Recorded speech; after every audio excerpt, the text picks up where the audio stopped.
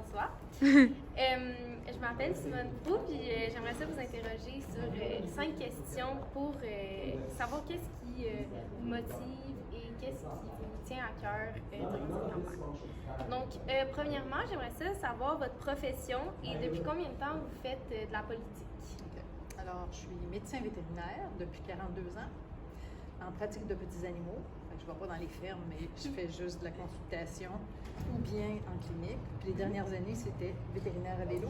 Alors, j'allais chez les gens pour faire la consultation. Parfait. Et en politique, ça fait active, là, ça fait 6 ans. OK. OK. Donc, ensuite, j'aimerais savoir pour vous, c'est quoi les 3 enjeux les plus importants dans la campagne actuellement? Alors, je pense que c'est l'environnement. Parce que le GIEC, le groupe des spécialistes dans le monde entier, dans 195 pays, dit qu'on a 3 ans pour contrôler la hausse de température. Ça va pas que les glaciers fondent, ça inonde des gens. Alors, l'environnement en premier. Ensuite de ça, je dirais que c'est les soins de santé. Parce que là, c'est devenu difficile, il y a beaucoup de choses qui vont le priver, on a trop de listes d'attente, il faut vraiment corriger le tir. Puis, je dirais que le logement. Le logement, c'est super important parce que c'est ce qui gruge le plus du budget des gens. Puis même vous autres, les étudiants, quand vous allez partir de la maison ou aller à l'université, c'est une grande part du budget. Puis c'est bien beau se mettre 5-6 dans un appartement, mais c'est pas toujours possible. Oui, OK. Ensuite, justement, à la lumière de ces enjeux, qu'est-ce qui vous motive le plus à vous porter candidat pour Québec solidaire? Alors, moi, je te dirais que c'est l'environnement parce que même quand je suis arrivée à Saint-Lambert et qu'on a acheté notre première maison, la première chose que j'ai faite, c'est j'ai acheté un bac à compost. Il faut commencer à rénover la maison, un bac à compost. Mais là, on est rendu pas mal plus loin que ça, là, que chacun fasse des choses individuelles. Il faut que ce soit le gouvernement qui décide pour la pollution, les gaz à effet de serre, les transports en commun. Fait qu'en environnement, j'ai essayé le plus possible de me déplacer à vélo. Je le fais encore. Puis mon travail de vétérinaire à vélo, c'était, je dirais, 3/4 du temps en vélo. Okay.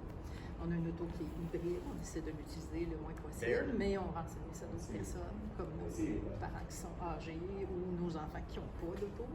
Puis parfois, il faut aller à certains endroits plus loin.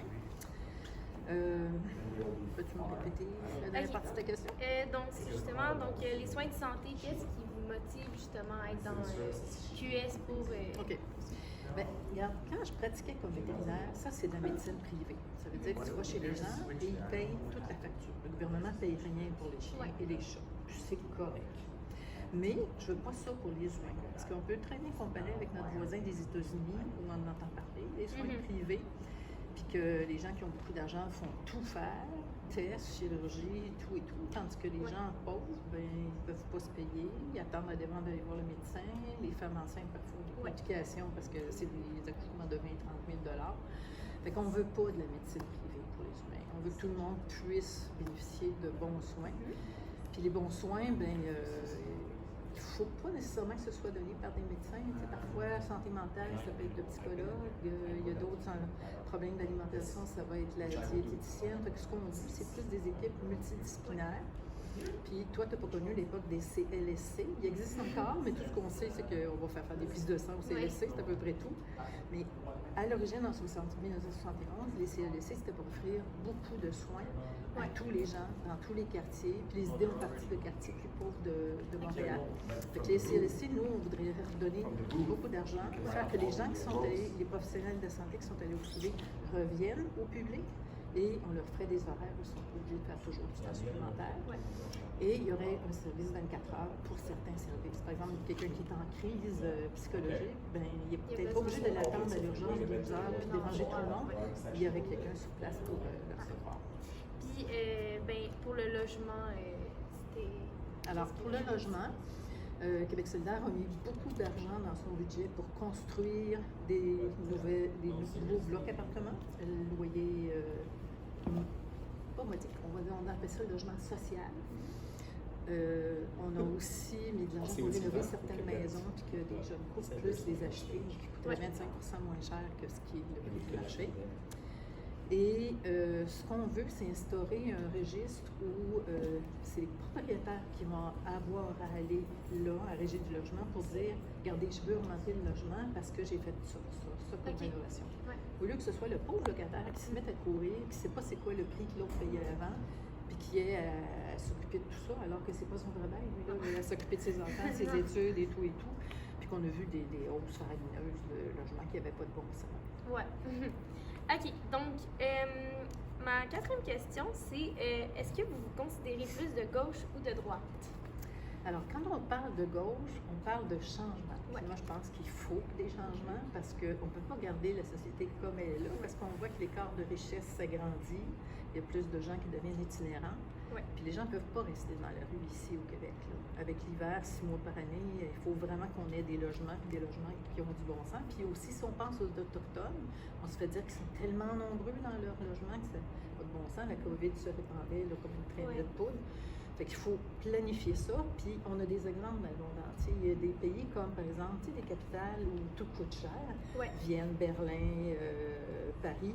Vienne, c'est un très, très bon exemple. Il y a beaucoup de logements qui ont été achetés par le gouvernement, que les gens vont louer, et que là, on fait des petites augmentations à chaque année, mais c'est contrôlé, puis c'est là qu'il y a le moins d'écart de richesse. Puis les gens peuvent continuer à habiter le centre-ville.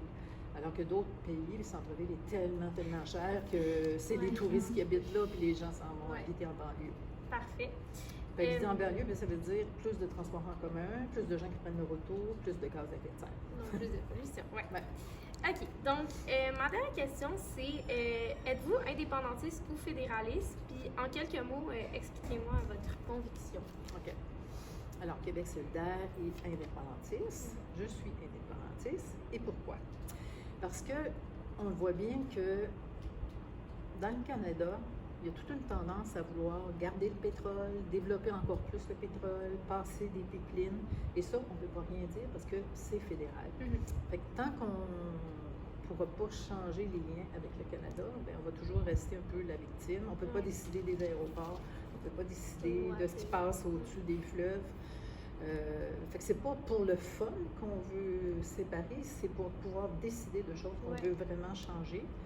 Puis moi, je me dis que vaut mieux être des très bons voisins, parce qu'on continuerait à avoir plein de liens, les autoroutes commenceraient à échanger, il y aurait des liens comme il faut pareil, au lieu d'être dans une même famille qui n'a vraiment pas les mêmes idées. Bon, ben merci beaucoup d'avoir accepté de me répondre à mes questions. Ça fait bien plaisir.